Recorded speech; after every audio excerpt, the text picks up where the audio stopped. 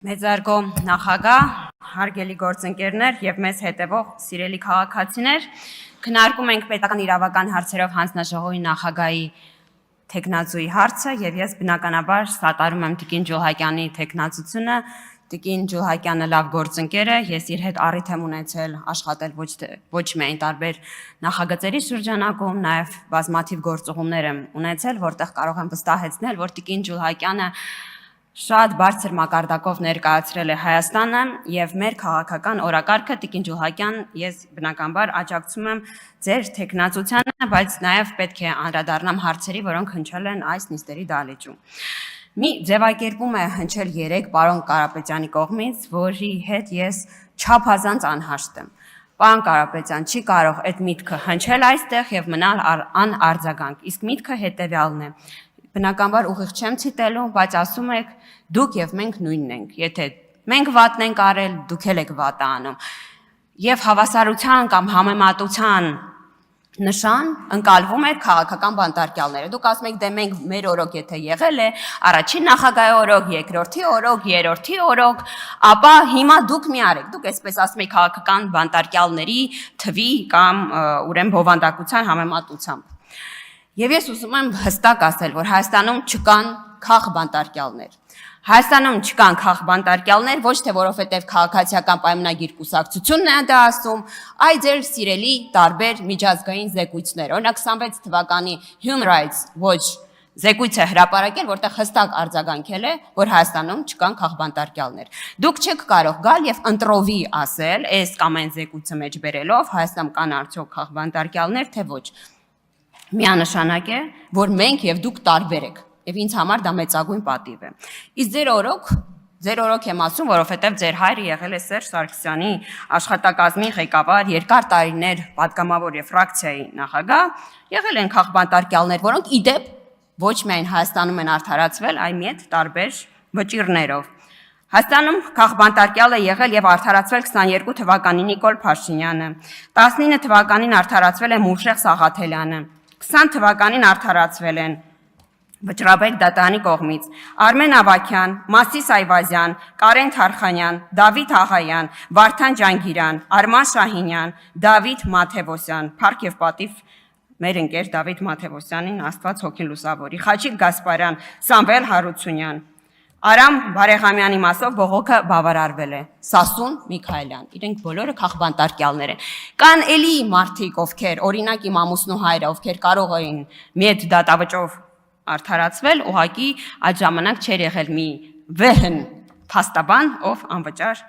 ուրեմն այդ գործերը կուղարկեր միետ, ցավոք սրտի ամուսնուս հոր գործը այդպես էլ միետ չհասավ, բայց առաջարկում եմ ուսումնասիրել գործը շատ հետաքրքիր էր, ինչպես քնիչը հետաքրքրվում էր, թե Հովհաննես Թումանյանը ինչ է նվիրել Արշակ Բանուչյանին, այս մասին հետո հարմար առիթով կպատմեմ։ Մեր ընտանիքներում, մեր հասարակությունում, մեր կողքը ապրող հարևանների տանը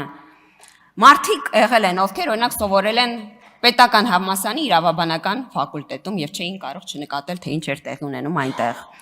Մենք ունենք շատ ընկերներ, բարեկամներ, ամուսինս ով ծառայել է զինված ուժերում, չէր կարող չնկատել ինչ էր այն ժամանակ տեղի ունենում։ Մեր աչքի առաջ խոյանում էին ձեր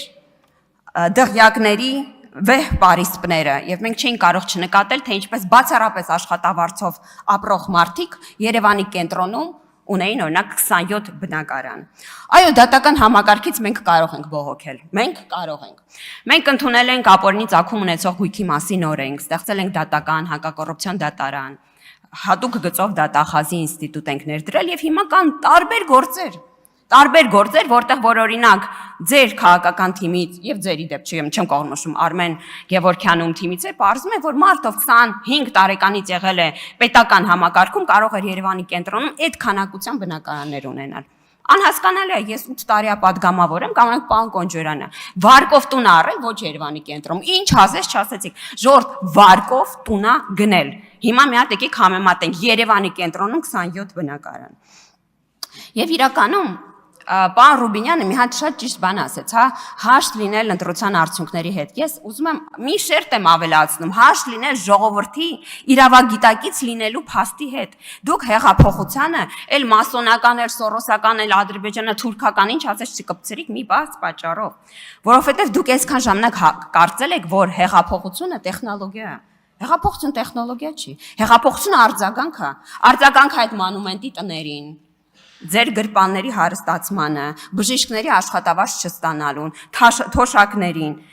Այո, հեղափոխությունը եղել է արձագանք անարդարությանը։ Եվ գալ ես դալիճում ասել, որ մենք եւ դուք նման եք, փառք Աստծո, որ մենք եւ դուք նման չեք։ Եվ դրա համար է, որ փողոցային պայքար եք գեներացրել։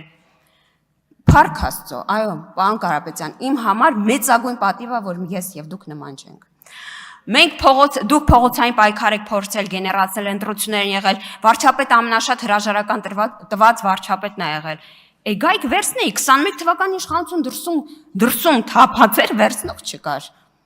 Եվ շատ հետաքրքիր այն պահը, երբ որ դուք մուտք գործեցիք քաղաքականություն։ Գիտեք, ես ձեր ազնվությանը կհավատայի, եթե դուք որոշեի քաղաքականությամբ զբաղվեք մի պահի, երբ որ Հայաստան իսկապես գոյութենական խնդիրների առաջ էր կանգնած, այդտենց պահ եղել է։ Բայց դուք քաղաքականություն մուտք գործեցիք, ինչպես Սամվել Կարապետյանը այդ մասին իր ճեպազրույցում ասեց, երբ որ կպան ձեզ։ Պարոն Կարապետյանը ճեպազրույցներից մեկում ասել է. եթե այս քրեական գործերը չլինեին, ես քաղաքականությամբ չէի զբաղվի։ Ասել է պարոն Կարապետյանը։ Պարոն Կարապետյանը չի որոշել զբաղվի Հայաստանի հարցերով, եւ որ կար գոյութենական խնդիր։ Պարոն Կարապետյանը ընտրել է զբաղվել քաղաքականությամբ եւ իր վերաբերյալ քրեական գործ է եղել։ Կամ այս դալիճում ասում եք կրոնական հարց տարբերություն կա ձեր եւ մեր միջեւ։ Այդ դուք ուսումնասիրել եք մեր դավանանքը եւ հասկացել եք, որ կրոնական տարբերություն կա։ Ես Սուրբ Առաքելական եկեղեցու հետևորդ եմ։ Իմ աղջիկները կնքվել են Սուրբ Սարգիս եկեղեցում։ Ես ամուսնացել եմ եկեղեցով։ Եվ իմ դավանանքն ասում է, որ վեհափառը չի կարող ուսակրոնության երթումը դրժած լինել։ Իսկ ձեր կրոնում ինչպես է, ինչ շատ հետաքրքիր է։ Ձեզ մոտ վեհափառը կարող է զավակ ունենալ, այդպիսին է ձեր կրոնը, եկեք եւ մեզ պատմեք, ինչպիսին է ձեր կրոնը։ Ես ձեզ ասում եմ, Գրիգոր Լուսավորչի հետ այդ փուլը անցել ենք, պարոն Կարապետյան, նախորդ գումարումում քննարկել ենք, երևի չեք նկատել։ Կամ այդ ժամանակ քաղաքականությամբ հետաքրքրված չէիք, որտեղ չէիք շալակել քրեական գործը։ Նախորդ գումարումում եւ Աշտիշատի ժողովում երևի կամ դրանից հետո սահմանվել, այսինքն ժողովուրդ ջան, իրենք իրանց համար սահմանել։ Այսինքն եթե դու Գրիգոր Լուսավորչի օրինակն եք բերում, այսինքն հաստատում եք, որ Կտրիչ Ներսիսյանը զավակ ունի, այդ է ձեր ասածը։ Դուք ասում եք, որ Կտրիչ Ներսիսյանը զավակ ունի, դուք հենց նոր խնդրում եմ նկատել, որ ընդդիմությունը հաստատեց, որ Կտրիչ Ներսիսյանը ունի զավակ եւ դա իրանց համար ընդունելի է։ Կտրիչ Ներսիսյանը ունի զավակ եւ դա իրանց համար ընդունելի է։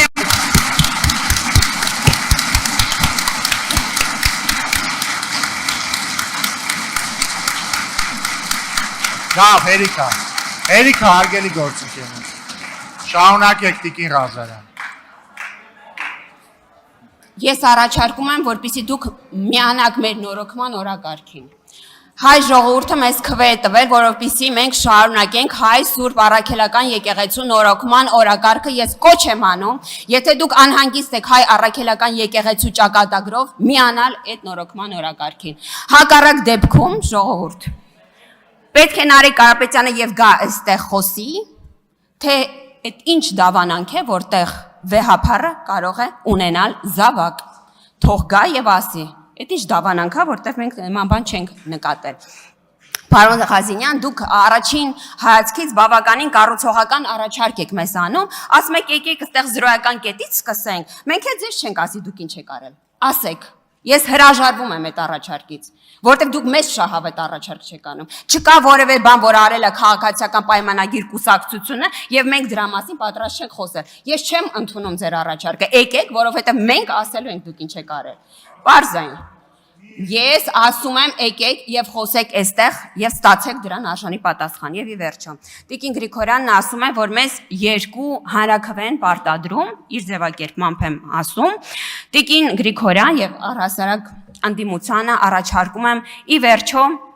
մեր կողմից վարվող արտաքին քաղաքականության մասին գալ ընդհանուր հայտարարի։ Դուք մեկ բողոքում եք, որ մենք բոլոր եվրոպական ղեկավարներին, լիդերներին բերում ենք Հայաստան մեզ համար քարոզ արշավանելու։ Այսպիսով արձանագրելով, որ բավականին ուժեղ ենք, մի կողմից ասում եք մեծ ինչ-որ բան պարտադրում են։ Մենք որևէ հանրաքվեի չենք գնալու պարտադրանքով։ Մեր օրակարգն է գնալ հանրաքվեի, մեր օրակարգն է գնալ հանրաքվեի եւ մենք դրա մասին խոսում ենք 20 թվականի փետրվարից։ Առաջարկում եմ այլևս այդ հանրաքվեն չանվանել Ալիևյան, որովհետեւ դա լինելու է իրականություն։